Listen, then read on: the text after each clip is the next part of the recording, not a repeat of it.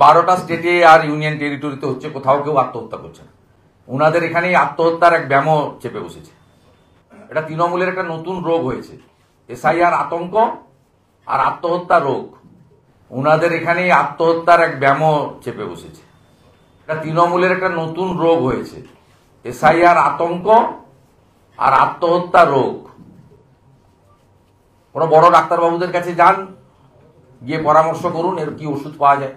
আমাদের জানা নেই, সম্পূর্ণ মিথ্যা, এর কোনো সত্যতা নেই। আজকে শুভেন্দু অধিকারীর মতো একটা রাজনৈতিক অসভ্য বলছে বাংলায় আত্মহত্যা রোগ শুরু হয়েছে। যে বিএলও আত্মহত্যা করেছেন, আত্মঘাতী হয়েছেন, তার পরিবার বলছে অমানবিক চাপের জন্য আর এই এসআইআর করতে গিয়ে তিনি প্রেশার নিতে না পেরে সুইসাইড করেছেন। শুভেন্দু অধিকারী বাপের বেটা হলে গিয়ে বলুক তো এই পরিবারকে যে আত্মহত্যা রোগ লেগেছে বাংলায়, আপনারা নাটক করছেন, জুতোর দিয়ে পিটবে শুভেন্দু অধিকারী। দেশের মানুষকে সুরক্ষিত রাখার দায়িত্ব কার? কাশ্মীরে ভ্রমণ পিপাসু বাঙালি ঘুরতে গেলে তাদের জীবনের সুরক্ষার দায়িত্ব কার? স্বরাষ্ট্রমন্ত্রী হয়েছ, বড় নেতা হয়েছ, চাণক্য হয়েছ, সারা দেশের সাধারণ মানুষ কাশ্মীরে গেলে জঙ্গিতে গুলি খেতে হয়। বাংলার আর দেশের মা বোনেদের সিঁদুর তোমরা তুলে নিচ্ছ তোমাদের অক্ষমতা অপদার্থতার জন্য, তারপরে অপারেশন সিঁদুর। দেশের সীমান্ত রক্ষা করতে পারছো না, কিন্তু রাজনীতির সময় স্বরূপনগরের ভিডিও দেখাচ্ছ। ঢুকলোটা কি করে? কাঁটা তার নেই 540 কিলোমিটার, বুঝে গেলাম।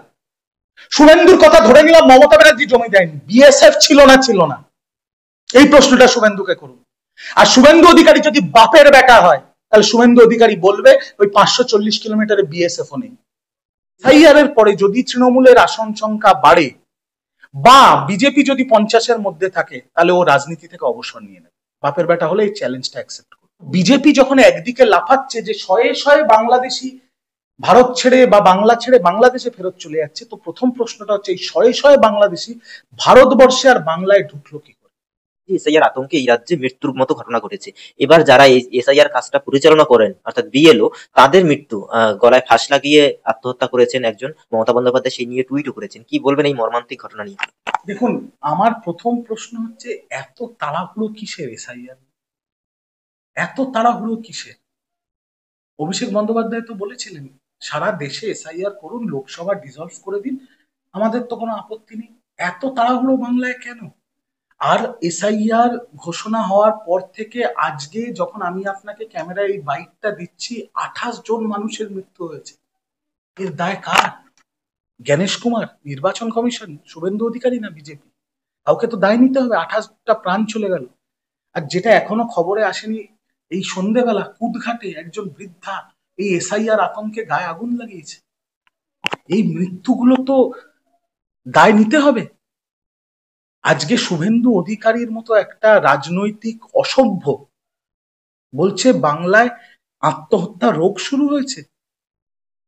যে বিএলও আত্মহত্যা করেছেন, আত্মঘাতী হয়েছেন, তার পরিবার বলছে অমানবিক চাপের জন্য আর এই এসআইআর করতে গিয়ে তিনি প্রেশার নিতে না পেরে সুইসাইড করেছেন। শুভেন্দু অধিকারী বাপের বেটা হলে গিয়ে বলুক তো এই পরিবারকে যে আত্মহত্যা রোগ লেগেছে বাংলায়, আপনারা নাটক করছেন, জুতোর দিয়ে পিটবে শুভেন্দু অধিকারী।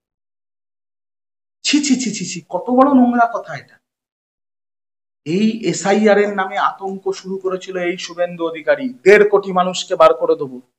নির্বাচন কমিশন বলছে 7.5 কোটি ফর্ম বিলি হয়েছে। বাংলার ভোটার কত? 7.5 কোটি। তার মানে এই 1.5 কোটি রোহিঙ্গার গল্পটা গেল কোথায়? বলছে হিড়িক লেগেছে, সব বাংলা ছেড়ে পালাচ্ছে। তারপর আবার নিজেই বলছে হু হু করে তৃণমূল বাংলাদেশি ঢোকাচ্ছে। বদ্ধ উন্মাদ, একটা পাগল, আবল তাবল যা পাচ্ছে মুখে আসছে তাই বলছে। আমি তো আপনার চ্যানেলের মাধ্যমে শুভেন্দু অধিকারীকে শুধু একটা চ্যালেঞ্জ করছি।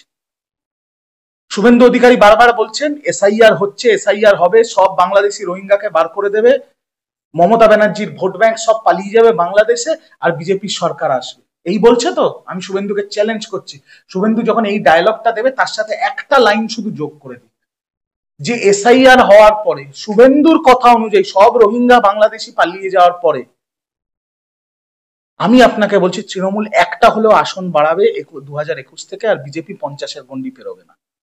তো শুভেন্দু অধিকারী যদি বাপের বেটা হয় তাহলে শুভেন্দু বলে দিক যে এসআইআর এর পরে যদি তৃণমূলের আসন সংখ্যা বাড়ে বা বিজেপি যদি 50-এর মধ্যে থাকে তাহলে ও রাজনীতি থেকে অবসর নিয়ে নেবে। বাপের বেটা হলে এই চ্যালেঞ্জটা অ্যাকসেপ্ট করুক, বলুক না। ও তো এত কথা বলছে, এইটাও বলুক যে এসআইআর এর পরে যদি তৃণমূলের আসন সংখ্যা বাড়ে বা বিজেপি যদি 50-এর মধ্যে সীমিত থাকে তাহলে আমি রাজনীতি ছেড়ে দেবো। এই কথাটা বলতে বলুন শুভেন্দু অধিকারী। ও সব ডায়লগ বাজি আমাদের জানা আছে। ওকে আমরাও সিরিয়াসলি নিই না, আমাদের সমর্থকরাও নেয় না, বিজেপির লোকেরাও ওকে সিরিয়াসলি নেয় না। আপনারা কেন এত গুরুত্ব দেন এই পাগলটাকে? বেশ কিছু ভিডিও ভাইরাল হয়েছে, সেখানে দেখানো হচ্ছে যে বাংলাদেশে পালিয়ে যাচ্ছে শয়ে শয়ে মানুষ, কাতারে কাতারে মানুষ বাংলাদেশ পালিয়ে যাচ্ছে। প্রথম যে ভিডিওটা বিজেপি প্রকাশ করেছিল সেটা ফলস ভিডিও ছিল, ফেক ভিডিও ছিল। ওটা বাংলাদেশের মঙ্গলা ঘাটের ভিডিও, যেখানে ফেরিতে চড়ার জন্য মানুষ অপেক্ষা করছিল। এবার কিছু বড় চ্যানেলের আমি প্রতিবেদন দেখলাম, তারা গিয়ে কিছু লোককে ধরেছে যে তারা বলছে মিডিয়ার সামনে আমরা চোরাই পথে এসছিলাম, এখানে ছোটখাটো কাজ করতাম, লোকের বাড়িতে কাজ করতাম, এবার আমরা পালিয়ে যাচ্ছি বা ফিরে যাচ্ছি। তো তারা তো ফিরে চলে যাচ্ছে। এবার আমার আসল প্রশ্ন, বিজেপি সেটা নিয়ে থাই থাই করে লাফাচ্ছে যে এরা ছেড়ে চলে যাচ্ছে, তৃণমূলের কি হবে, তৃণমূলের কি হবে। কিন্তু আসল প্রশ্নটা মিডিয়াও করছে না, যেটা আপনাদের দায়িত্ব। সেটা হচ্ছে ভারতবর্ষ ছেড়ে দিন, বাংলার সীমান্তে এমন অনেক জায়গা আছে যেখানে পাহাড় আছে, নদী আছে, যেখানে কাঁটা তার দেওয়া যায় না। বিএসএফ তো থাকে না থাকে না? কি থাকে না থাকে না? অবশ্যই থাকে। আপনাকে যদি আমি বলি একটা নৌকো নিয়ে টাকি থেকে বাংলাদেশ যেতে ইছামতি নদী পার করে, আপনি যেতে পারবেন? আপনার তো খ্যাক করে আপনার ঘেঁটি ধরবে, ধরবে তো। তো তাহলে বিএসএফ থাকা সত্ত্বেও যারা চোরাই পথে ঢুকেছিল তারা ঢুকলো কি করে? তার মানে বিএসএফ ঠিক করে কাজ করেনি। আর বিএসএফ কার অধীনে? অমিত শাহর অধীনে। তো বিজেপি যখন একদিকে লাফাচ্ছে যে শয়ে শয়ে বাংলাদেশি ভারত ছেড়ে বা বাংলা ছেড়ে বাংলাদেশে ফেরত চলে যাচ্ছে, তো প্রথম প্রশ্নটা হচ্ছে এই শয়ে শয়ে বাংলাদেশি ভারতবর্ষে আর বাংলায় ঢুকলো কি করে, কার মদতে? সীমান্ত পাহারা দেয় বিএসএফ, বর্ডার সিকিউরিটি ফোর্স, যেটা অমিত শাহর অধীনে। তাহলে প্রথম প্রশ্ন ওঠা উচিত, অমিত শাহর মতো স্বাধীন ভারতবর্ষের সব থেকে অপদার্থ স্বরাষ্ট্রমন্ত্রী, যে বাংলার সীমান্ত রক্ষা করতে পারে না, বাংলাদেশে আটকাতে পারে না, দিল্লির মতো দেশের রাজধানীতে বোমা বিস্ফোরণ আটকাতে পারে না, সে এখনো চেয়ারে বসে আছে কি করে? বিজেপি যদি সত্যি রাষ্ট্রতাবাদী পার্টি হয়, বিজেপি যদি সত্যি বাংলাদেশি বিরোধী পার্টি হয়, তাহলে বিজেপির স্লোগান হওয়া উচিত দফা এক দাবি এক, অমিত শাহর মতো অপদার্থর পদত্যাগ। কিন্তু একটা প্রশ্ন তোলা হচ্ছে, শুভেন্দু অধিকারী আপনার প্রশ্নের উত্তর দিয়েছেন, এই প্রশ্নেরই উত্তর দিয়েছেন। তিনি বলছেন যে 540 কিলোমিটার মতো জায়গা বর্ডার দেওয়া নেই, মমতা বন্দ্যোপাধ্যায় জায়গা নেই, সেখান থেকে আমিও বলছি 540 কিলোমিটারে বর্ডার নেই, কাঁটাতার নেই, পাহাড় আছে, পর্বত আছে, নদী আছে। মমতা ব্যানার্জি জমি দেয়নি, শুভেন্দুর কথা যদি ধরে নি। বিএসএফ নেই, বিএসএফ নেই, এই উত্তরটা দিতে হবে আমাকে। আজকে আমাদের বর্ডার সিকিউরিটি ফোর্স চায়নার সাথে গালওয়ান ভ্যালিতে দাঁড়িয়ে আছে -30°C। আমাদের বর্ডার সিকিউরিটি ফোর্স কাশ্মীরের বারামুল্লার মতো জায়গায় -20°C বরফে দাঁড়িয়ে আছে। আমাদের বর্ডার সিকিউরিটি ফোর্স কাছে গরমকালে 50-60°C কাছে রাজস্থানের বর্ডারে দাঁড়িয়ে আছে। বাংলার বর্ডারে নেই বিএসএফ। তার মানে কি অমিত শাহ স্বরাষ্ট্র মন্ত্রক চেয়েছিল যে বাংলাদেশি ঢুকুক বাংলায়? আমি ধরে নিলাম 540 কিলোমিটার কাঁটাতার নেই, বিএসএফ নেই। 540 কিলোমিটার ভারতবর্ষের সরকার স্বরাষ্ট্র মন্ত্রক ফাঁকা ছেড়ে দিয়েছে বাংলাদেশে আর রোহিঙ্গাকে ঢোকানোর জন্য। এই প্রশ্নটা শুভেন্দুকে গিয়ে করুন। ঢোকার পরে কোথায় যায় তারা? ডকুমেন্ট যেখানেই যায় বেশ করেছে গেছে, ঢুকলোটা কি করে? প্রশ্নটা এখানে, ঢুকলোটা কি করে? কিছুদিন আগে আপনারাই তো খবর করেছিলেন মহারাষ্ট্র থেকে বাংলাদেশি আর রোহিঙ্গা ধরা পড়েছে, পড়েনি? মহারাষ্ট্র কাদের বিজেপি শাসিত রাজ্য। কিছুদিন আগে তো আপনারাই খবর করেছেন উত্তরপ্রদেশে বাংলাদেশি ধরা পড়েছে। কি করে ঢুকলো? বাংলাদেশি ঢুকলো, ঢুকে বাংলায় যাচ্ছে, মহারাষ্ট্রে যাচ্ছে, হরিয়ানায় যাচ্ছে, সালা যে প্রান্তে যাচ্ছে।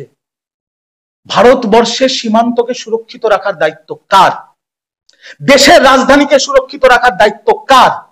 দেশের মানুষকে সুরক্ষিত রাখার দায়িত্ব কার? কাশ্মীরে ভ্রমণ পিপাসু বাঙালি ঘুরতে গেলে তাদের জীবনের সুরক্ষার দায়িত্ব কার? স্বরাষ্ট্রমন্ত্রী হয়েছ, বড় নেতা হয়েছ, চাণক্য হয়েছ, সারা দেশের সাধারণ মানুষ কাশ্মীরে গেলে জঙ্গিতে গুলি খেতে হয়। বাংলার আর দেশের মা বোনেদের সিঁদুর তোমরা তুলে দিচ্ছ তোমাদের অক্ষমতা অপদার্থতার জন্য, তারপরে অপারেশন সিঁদুর। দেশের সীমান্ত রক্ষা করতে পারছো না, কিন্তু রাজনীতির সময় স্বরূপনগরের ভিডিও দেখাচ্ছ। ঢুকলোটা কি করে? কাঁটা তার নেই 540 কিলোমিটার, বুঝে গেলাম। শুভেন্দুর কথা ধরে নিলাম, মমতা ব্যানার্জি জমি দেয়নি, বিএসএফ ছিল না। এই প্রশ্নটা শুভেন্দুকে করুন। আর শুভেন্দু অধিকারী যদি বাপের বেটা হয়, তাহলে শুভেন্দু অধিকারী বলবে ওই 540 কিলোমিটারে বিএসএফ ও নেই। কেন এই প্রশ্নটা করেন না আপনারা? যে আপনার কথায় শুভেন্দু অধিকারী, মমতা ব্যানার্জি জমি দেয়নি, 540 কিলোমিটার কাঁটা তার নেই, বিএসএফ আছে না নেই? শুভেন্দু যদি বাপের বেটা হয় না, ও বলবে বিএসএফ নেই, তারপরে যা হওয়ার হবে। আর যদি বিএসএফ থাকে তাহলে ঢুকলো কি করে? তাহলে অক্ষমতাটা কার? মমতা ব্যানার্জি, তৃণমূল কংগ্রেসের, না অমিত শাহ বিজেপি?